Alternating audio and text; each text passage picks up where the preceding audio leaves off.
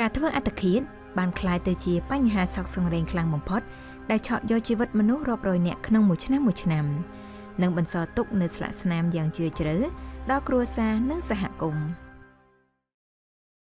ក្នុងនាមជាអ្នកចិត្តសាស្ត្រនិងជានាយិកាមជ្ឈមណ្ឌលប្រឹក្សាសុខភាពផ្លូវចិត្តស្នេហា Center អ្នកស្រីយឹមសុធារីបានចែករំលែកអំពីរបាយការណ៍មួយទាក់ទងទៅនឹងការធ្វើអត្តឃាតនៅក្នុងប្រទេសកម្ពុជាបាននិយាយអំពីតួលេខកាលពីដើមឆ្នាំខ្ញុំបានចូលរួមសិក្ខាសាលាជាមួយនឹងក្រសួងសុខាភិបាលខ្ញុំបានដឹងថាឆ្នាំ2024មានករណីអត្តឃាត212ហើយនៅក្នុង212នោះគឺមាន168ករណីស្មើនឹង79% គឺជាបារោះស្ត្រីនៅក្នុង212ហ្នឹងមានស្ត្រីតែ44ករណីទេគឺស្មើនឹង21%ហើយស្ថានភាពនៃការធ្វើអត្តឃាតតែហែងគេភាសាអង់គ្លេសគឺចងកនឹងឯងគឺខ្ពស់ជាងគេបន្ទាប់មកស្ពានហើយមានវិធីផ្សេងទៀតអ្នកដែលធ្វើអត្តឃាតនៅក្នុងចំណោម212អ្នកហ្នឹងគឺនៅភ្នំពេញច្រើនជាងគេហើយបងចង់បញ្ជាក់ថានៅពីក្រោយតួលេខដែលយើងមើលគឺជាជីវិតយើងឃើញនិយាយ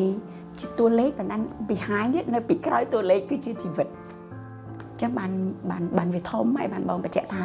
ឲ្យតែនិយាយពីរឿងការធ្វើអត្តឃាតនោះពិតជាព្រឺសម្បល់ព្រឺក្បាលហើយបងនៅតែគិតថាយើងអាចធ្វើអ្វីៗបានច្រើនដើម្បីទប់ស្កាត់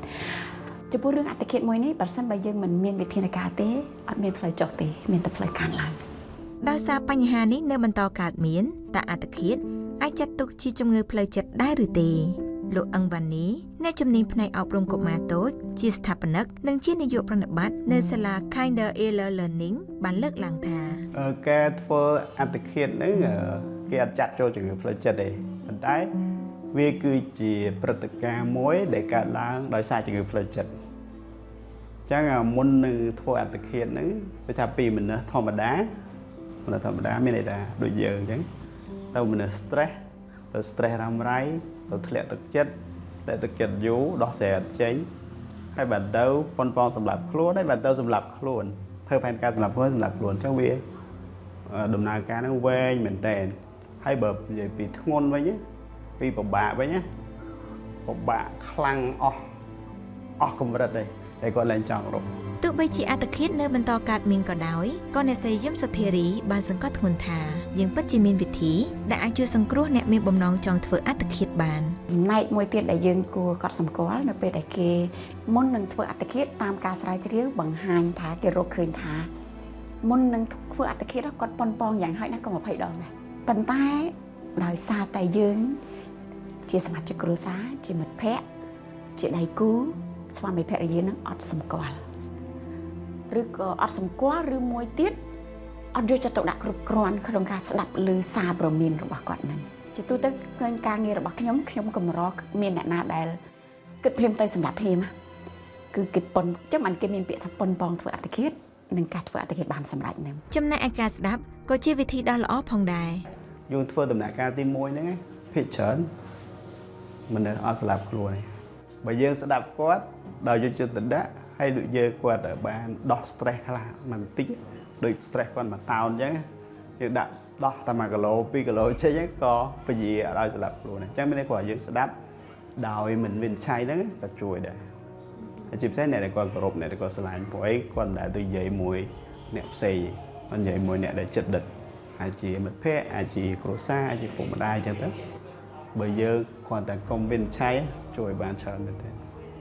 ក្រៅពីជំនាញស្ដាប់ការប្រឹក្សាយោបល់ក៏ជាវិធីសាស្ត្រដ៏ល្អមួយសម្រាប់ការជួយទៅដល់សុខុមាលភាពផងដែរប៉ុន្តែត្រូវបានប្រជាជនមានភាពស្ទាក់ស្ទើរនិងគិតថាសេវាមួយនេះមានតម្លៃថ្លៃយើងមានអ្នកមានវិបត្តិច្រើនអត់សូវទៅរកសេវាភាគរយតិចមែនតែនដែលទៅរកសេវាហើយអ្នកដែលទៅរកសេវាលើសតែអំពីយើងច្រើននិយាយថាវិបត្តិសេដ្ឋកិច្ចអាចធ្វើឲ្យមនុស្សមិនទៅរកសេវាផ្លូវចិត្តពីព្រោះសេវាផ្លូវចិត្តថ្លៃណាមានសេវាផ្លូវចិត្តដែលអត់ធូរដែលធូរថ្លៃដែរតានៅមន្ទីរពេទ្យបង្អែកមានសេវាសុខភាពផ្លូវចិត្តមានណាតែអត់ទៅរកអញ្ចឹងវិបត្តិសេដ្ឋកិច្ចមួយមិនជាកត្តាដែលឲ្យមនុស្សអត់ទៅរកសេវាព្យាបាលសុខភាពផ្លូវចិត្តមួយមុខនោះទេអ្វីដែលសំខាន់សម្រាប់ខ្ញុំគឺការមាក់ងាយពីសង្គម ការម្នាក់ងាយពីសង្គមការយល់ខុសអំពីសុខភាពផ្លូវចិត្តដែលគិតតែងតែគិតថាឲ្យតែអ្នកមានវិបត្តិផ្លូវចិត្តឲ្យសុទ្ធតែឈួតសុទ្ធតែមានបញ្ហាធ្ងន់ធ្ងរព្យាបាលមិនបានអីហ្នឹងអាហ្នឹងហើយជាកត្តាដែលបង្អាក់មនុស្សមិនឲ្យទៅរកសេវាព្យាបាលថ្នាំទិព្វមួយដែលអាចបង្ការយើងកុំឲ្យធ្វើអត្តឃាតគឺការមានសុខភាពផ្លូវចិត្តល្អហើយដើម្បីមានសុខភាពផ្លូវចិត្តល្អយើងត្រូវចេះរស់នៅជាមួយខ្លួនឯងឲ្យល្អរស់នៅជាមួយគ្រួសារឲ្យល្អរស់នៅជាមួយនឹងសង្គមឲ្យល្អចេះប្រើធនធានដែលមានបង្កើតទម្លាប់រស់នៅដែលល្អបើយើងចេះជួយគ្នាតែម្ដាយមួយជើងតិចតួចកុំឲ្យវិជ្ជមានពេកទេហើយដូចអាការ bully online ហ្នឹងធ្វើឲ្យមនុស្សស្លាប់ខ្លួនដែរការវិនិច្ឆ័យការវិថារិះគន់ខ្លាំងមែនទែនហ្នឹងក៏ចង់ឲ្យមនុស្សស្លាប់ខ្លួនដែរចាំបើពួកយើងរៀងវិជ្ជមានបន្តិចដូចជួយជីវិតមនុស្សចា